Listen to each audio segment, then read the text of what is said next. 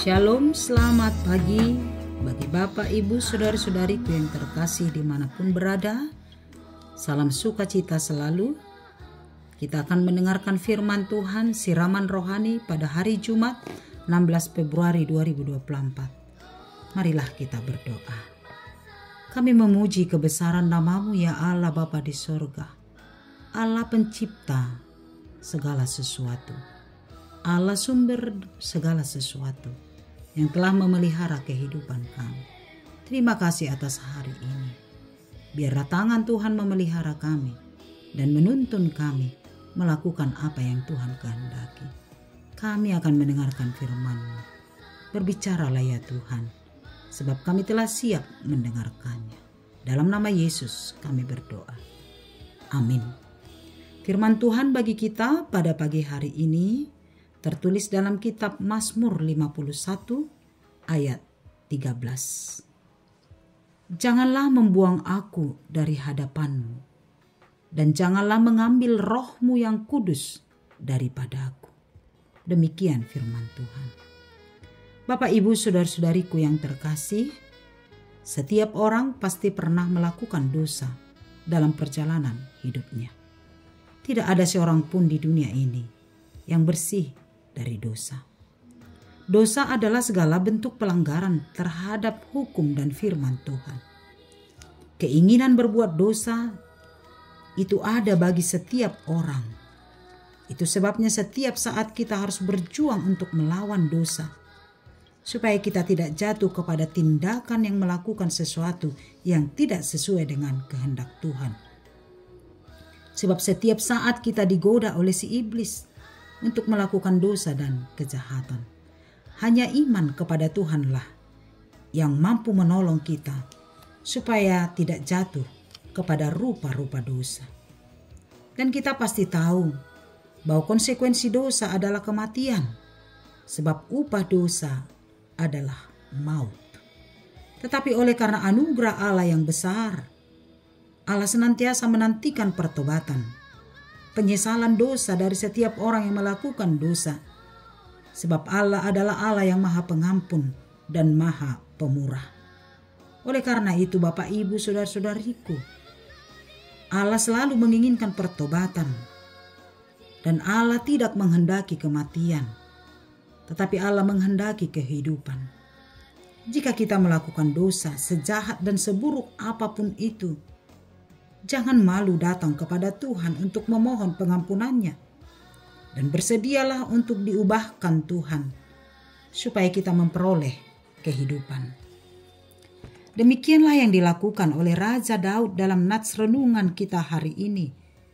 Dia berdoa sungguh-sungguh kepada Tuhan atas dosa yang telah ia lakukan di hadapan Tuhan. Ia memohon pengampunan kepada Tuhan dengan segenap hatinya, oleh karena dosa yang telah ia lakukan.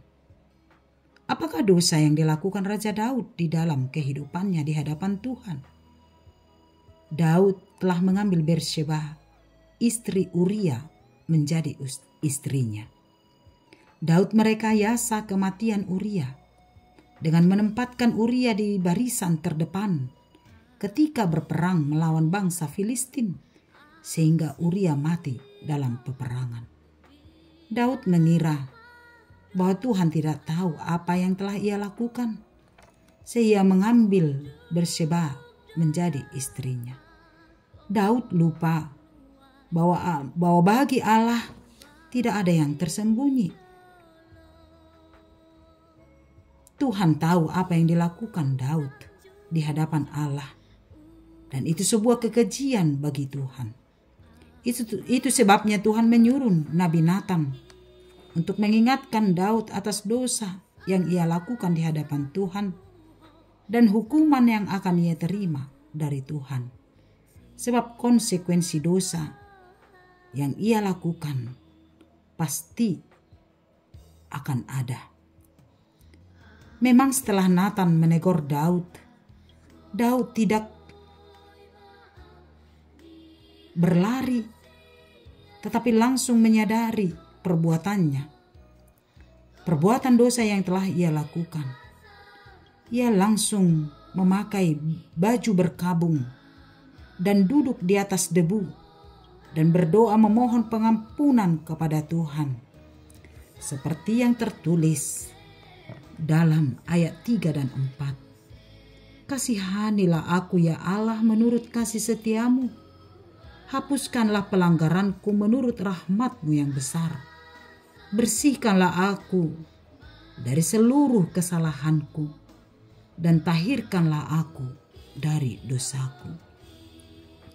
Bahkan Daud merasa bahwa dengan dosa yang telah ia lakukan, Tuhan akan membuang dia dari hadapan Tuhan. Jabatannya sebagai raja telah ia salah gunakan untuk melakukan dosa perzinahan. Tetapi kini Daud benar-benar menyesal dan memohon pengampunan dari Tuhan. Janganlah membuang aku dari hadapan-Mu, dan janganlah mengambil roh-Mu yang kudus daripada aku.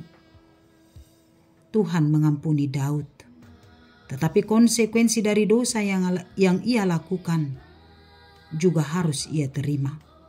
Bahwa anak yang lahir dari buah perzinahan itu akan mati. Dan benar setelah anak itu lahir, anak itu mati.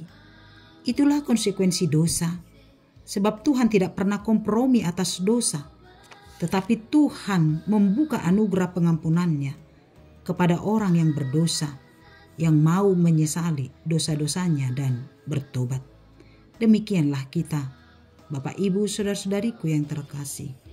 Ketika kita melakukan dosa, jangan keraskan hati kita, tetapi segeralah berdoa memohon pengampunan dari Tuhan, dan segeralah bertobat, supaya kita tidak mati, tetapi menerima kehidupan yang kekal. Amin. Terima kasih ya Allah Bapa di sorga, atas anugerah cinta kasih-Mu yang besar. Allah yang maha pemurah, maha pengampun, yang senantiasa membuka pintu pengasihan-Mu, pintu pengampunan-Mu atas dosa dan kejahatan kami. Kami datang kepadamu. Janganlah membuang kami ya Allah. Kasihanilah kami. Ampunilah dosa-dosa kami, supaya kami tidak mati, tetapi kelak kami akan memperoleh kehidupan yang kekal. Kepadamu kami berserah sepanjang hari ini. Biar tangan Tuhan menuntun dan memberkati kami dalam setiap pekerjaan kami. Berkatilah orang-orang yang sedang berduka. Mari Tuhan hiburkan. Berkati orang-orang yang mengharapkan kesembuhan. Mari Tuhan sembuhkan. Berkati orang-orang yang mengharapkan pekerjaan. Mari tunjukkan pekerjaan, rezeki, dan sukacita bagi setiap jemaat-Mu. Berkati setiap usaha tangannya hari ini, sehingga mereka akan memperoleh berkat daripada Tuhan. Berkati bangsa kami, berkati gereja-Mu, sehingga kami senantiasa hidup di dalam sukacita. Ampuni kami Bapa di sorga, dari dosa dan ketidaklayakan kami. Di dalam Yesus kami berdoa.